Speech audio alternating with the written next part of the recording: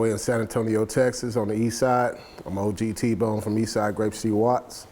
A couple of OGs from Cali came down here. I ran into them, got introduced, ran with them. Figured I wanted to get down. Getting initiated, we went to the projects where they kicked it at. You know, got put down. And OG Pooh, he sat back for a while after we was getting initiated. He came in, put his licks in, and that was it. It was me, my older brother, my best friend. We all got put down at the same time.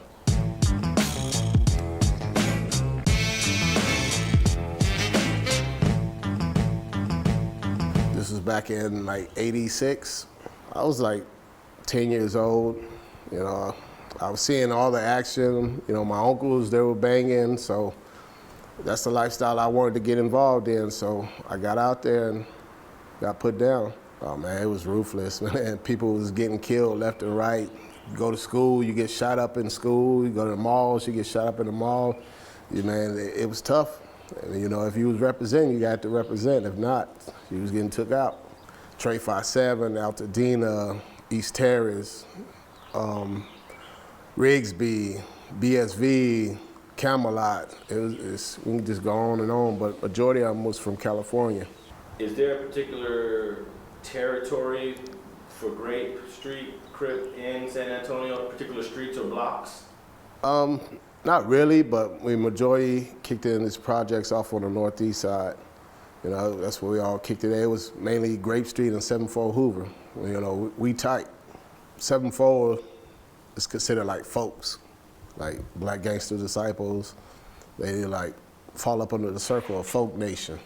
Folk, well, I guess back in Chicago, you know, you had the folks up, folks down. You know, the pitchforks, and then a 6-point star, 5-point star. So it's basically more out Chicago area. Rigsby was a blood gang. You know, East Terrace was a blood gang. Sutton Homes was more of a neutral. You know, they had respected Bloods and Crips. They just was a neutral projects. And Sutton Homes, Carson Homes. Carson Homes were Bloods. And then Crockett Block was mainly a street, it wasn't a project. But those were the main projects that we had here on the east side. But you know, there's in the Victoria courts. And which ones got tore down? All of them. All of them? All of them. When did this happen? Just gradually within the past 10 years, because white folks trying to take their territory back. This used to be a German area for the Germans back in the days, like 60s and all that stuff. So now that all the like Freeman Coliseum and all that stuff getting built up, the attraction centers, they pushing everybody out the ghetto. So tell me what happened to your little brother. When did he join and what happened? Well, he joined when he was in prison. Well, you know, first time he got locked up when he was 13. Got accused for a crime they didn't do, so he did 5 years there. And then when he came out, he was running with some people and got in trouble again, and they hit him for a repeater, gave him 20. And you know, anytime you take a crime to trial, you're getting double. You know, they told him that he'd take 5 years. He said he wanted to fight it. He lost it, got 20. You know, I got lucky. You know, I go do a little time here, like 6 months here, boot camp here and there, but I kept fucking up, and finally I finished my time. I was on 10 years paper for a drug case I picked up, and I kept messing up, and the judge kept slapping me on my hand. And then finally I finished my 10 years, I like, you know, that's it. What does that mean, 10 years paper? You know, basically they got a leash on you for 10 years, you know. You gotta do probation, you gotta go report, gotta take drug tests, gotta pay fines for like 10 years. And then, you know, you mess up, it depends on who your judge is, he can give you that whole 10 years. Like say if I did 9 years on paper, I messed up, he can go back and give me that whole 10 years in prison. But, you know, I still was messing up, but got lucky. So what's the biggest change in your life that you had to go through as you got older? Oh, fighting for my kids. I got custody of my kids. How many? I got 2, 16 and 12. So that kind of made me change my life too, because I was fighting for them. You know, most people feel black fathers can't get custody of their kids. You know, I'm the type of person proving them wrong. I fought from day one. So the mom was trying to keep him away from you? Oh yeah, she did for 5 years. She took off and moved to Houston, had no communication or nothing with him.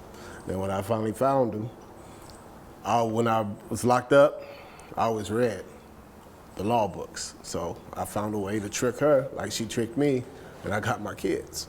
When we went to court, she got access to my Facebook, took pictures off and all that stuff, and it was me and my brother and my niece, and we were standing, you know, she was throwing up the Longhorn. She was like, look, she's teaching little kids how to throw up sign. I was like, man, I'm a Texas Longhorn fan. I was like, you can't use that against me. You know, everybody throws that up. Yeah, even So, George Bush. Yeah, you know, so, you know, the judge overlooked that, and I like, you know, you don't have me on no crime, no gang files or nothing. So, the judge overlooked all that stuff, and so she couldn't use it against me. I got joint custody. When she came back down here to San Antonio, she didn't know I knew, so she was living in a motel with, you know, different men. So I like, you know, how about the kids come stay with me until you find your place. Here it's Texas state law. If you live in a certain area for 6 months, you basically consider a resident there. So the kids lived with me for 6 months, so she technically relinquished the kids to me in law terms. Man, it was tough, man, but I was a happy man when it was over. So how do your kids feel though? Oh, my kids, they love being with me. They regret going back to their mom for like visitations. Why do you think so?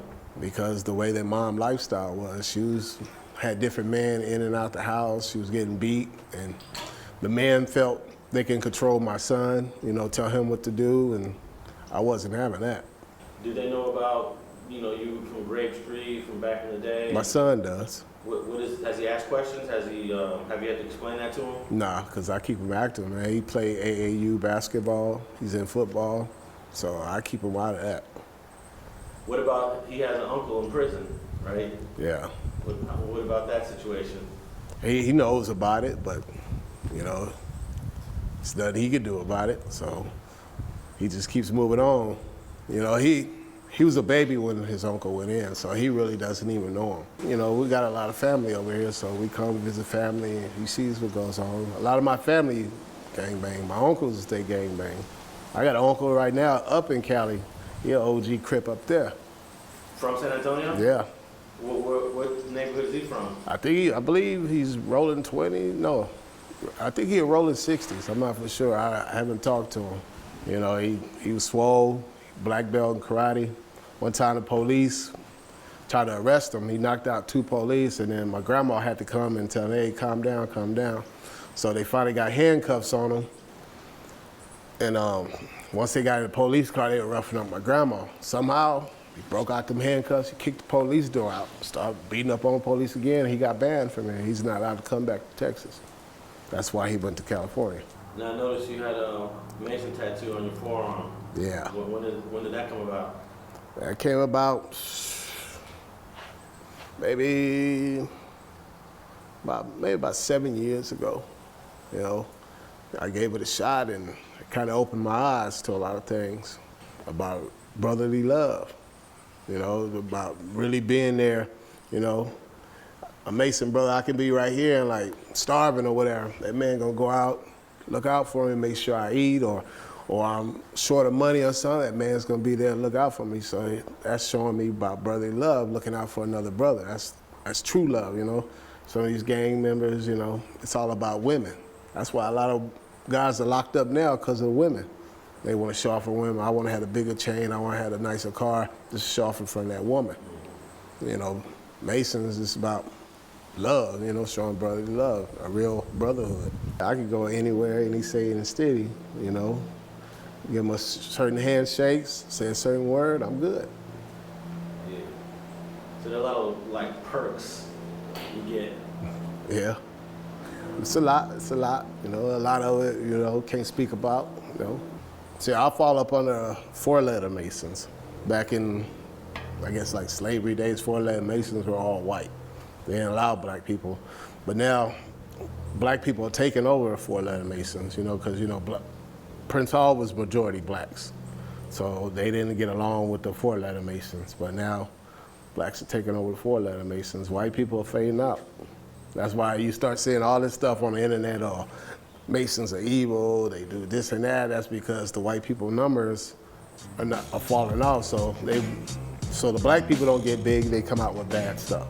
Thanks for watching StreetTV.net. If you're not subscribed, please hit that button below and click the bell to receive alerts and notifications. Like and comment below to give us your feedback, and be sure to watch the 2 related videos to the right. If you want to support this platform or follow us on social media, visit the links in the description and listen to our weekly podcast, The Gangster Chronicles, every Thursday. And thanks for watching StreetTV.net.